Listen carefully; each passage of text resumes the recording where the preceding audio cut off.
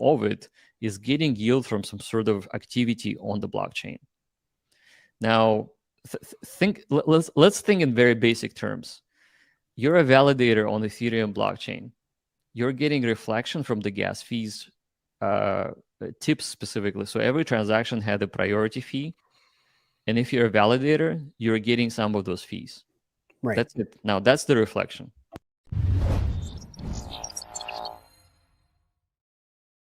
Okay. So the NEXonomics of NEX is that there's 100 million NEX. So it makes, and it's cap supply. So it makes NEX more like a diamond compared to Zen being cash.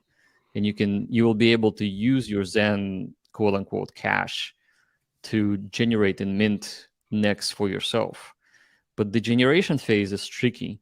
It's tricky because there's daily rounds of minting, and in a daily round you have to compete against other people. So it's like almost an auction for the next mint. Whoever bids more with Zen burn gets more, and you get a proportion. So it's not all or nothing. If you have 1,000 people participating and they all burn their Zen, then the algorithm within the smart contract will be allocating shares that at the end of the day will turn into next mint. And the trick there is because it's daily, you need to make sure you don't spend all of your Zen on day one. It's like if you're coming to a poker game and the first hand is aces, and it's your turn to make a move on the table. If you expose your ace and say, by the way, I'm playing with aces, everybody folds. And when everyone folds, then technically you don't get the pot, right? You get the minimal pot. So the idea here is that with the Zen burn, you want to play the game, but don't burn all of it. Burn it based on the total number of people participating and the total number of Zen being burned.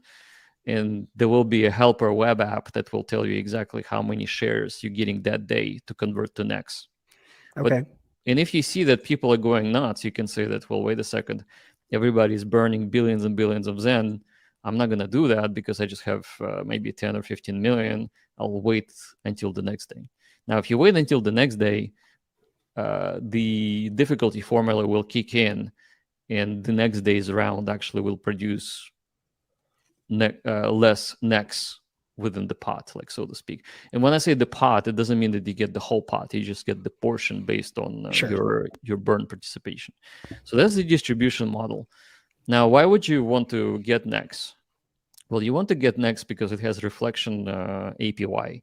And the reflection APY is very, very similar to, like, for example, how Uniswap yield pools work. And by the way, the word reflection has been getting a bad rap just because people use it for marketing to market their shit tokens, and then they rag pull everybody. One of the biggest issues that people have seen, and this has nothing to do with the word reflection or the mechanism. It has everything to do with the dynamics, the team's presentation, the actual contract, and the whole tokenomics. So SafeMoon was one of the first reflection tokens out there. I believe they were sharing or generating yield of 10% based on the trading fees of the SafeMoon token. So when the SafeMoon token trades hands or trades wallets, the 5% of the trade transaction actually goes to the SafeMoon holders. And that was very exciting for people. So I think SafeMoon really, really pumped. They had 1 million users or something like that, or maybe more. And then eventually the whole thing cratered, and everybody lost their money. And the team was not really executing, or maybe they were ambiguous. But there was something that really damaged the brand. And now people thought, well, wait a second, reflection is this very, very attractive idea. So let's market a shitcoin that will do the same thing and confuse people into jumping in, just like SafeMoon. So that's the origin of why reflection as a word have gotten a bad rap. Now, reflection in itself, the definition of it is getting yield from some sort of activity on the blockchain. Now, let's think in very basic terms. you're a validator on Ethereum blockchain. You're getting reflection from the gas fees tips specifically. So every transaction had a priority fee. And if you're a validator, you're getting some of those fees. Right. That's it. Now, that's the reflection. That's what it means. It means that when there is activity in the protocol on the blockchain, there is a reflection of yield going from that activity to your staked coin amount. Now, Uniswap, liquidity providing LPs, they also pay reflection yield, specifically when the pairs of coins are presented on the liquidity pools and they're traded. Whoever has the pool actually gets yield. That's also reflection. Same thing.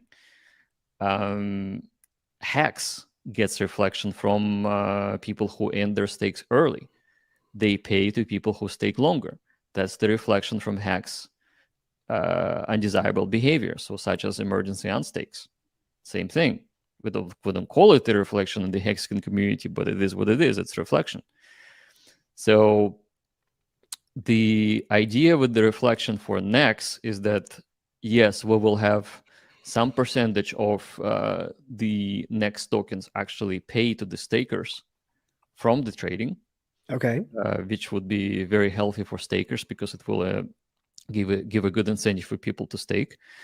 Number two, there will be reflection coming in from people who are burning Zen. So 30% currently we're thinking everything that's burned will actually get redistributed to, so 70% gets burned, 30% goes to the stakers of NEX. That's interesting too, right? Nice. Because every round can be billions and billions and billions and billions of NEX, billions of Zen to be burned. Sure. And if you NEX get is fixed, right? Yeah. So NEX Okay. is fixed. So the more NEX you have, and the incentive is that if you get NEX in the previous round and you stake it right away, the next continuous rounds will be paying you 30%. Ah, I see. Okay. So being early is beneficial. Oh yeah. And how do you be early? It's all about burn, isn't it? So talk about that, please. Specifically, it's not about burn. It's actually about being early on the day of launch. Okay. So NEX, there's less and less of it because it's a cap supply every day.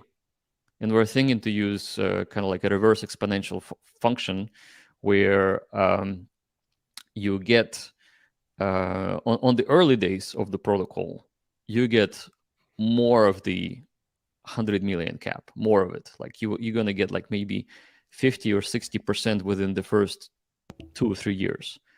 And then the next, the other years at the end of the protocol, you're going to get a lot less. So being early, first day, first week, first month, first year, that's what means being early, participating early, because you get to acquire NEX early. And then if you stake it for a long time, you will get the bulk of all the protocol activity as it gets played out. Okay. So and the then, earlier you stake, the more yield you get. Sure. So then I want to clarify my question because I was under the impression, maybe wrongly so, that the way you got NEX token was by burning Zen. And that's true. Yeah. That is true. Okay. So Yeah, you need that to is true. burn. So the daily rounds require you to burn Zen, and then you get to compete against other burners. So if everybody burns the same amount, like let's say that everybody comes in with 1 million Zen and there's 1,000 people. Yep. So they burn 1 billion in total. Now they're all equal. They all get 0.1% each because 1 out of 1,000, right? It's 0.1%. And so that allocation on that day of NEX will go to you equally among with other players. Now, if somebody comes in, well, wait a second, those guys are small sauce or weak sauce. I'm coming in with 1 billion Zen because I'm willing to outplay everyone. So you're 1,001st person to do 1 billion. Everybody else is doing 1 million. You're 1,000 times larger than they are, so you get the most shares, right? So you get at least 50% of the next pot, so to speak, or emissions, because you're coming in with 1 billion. There's another 1,000 people with 1 million each. that puts you at 1/2 of the allocation for that day. So you get the 50%. Sure. Because you were willing to pay $1 billion. Now somebody else will say, well, wait a second, I see a person who put in $1 billion, I'm going to put 5.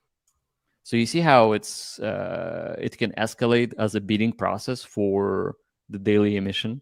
So that's where the game theory is really gets interesting, because you get to see on chain that all of these things are happening, and you would want to play your hand right.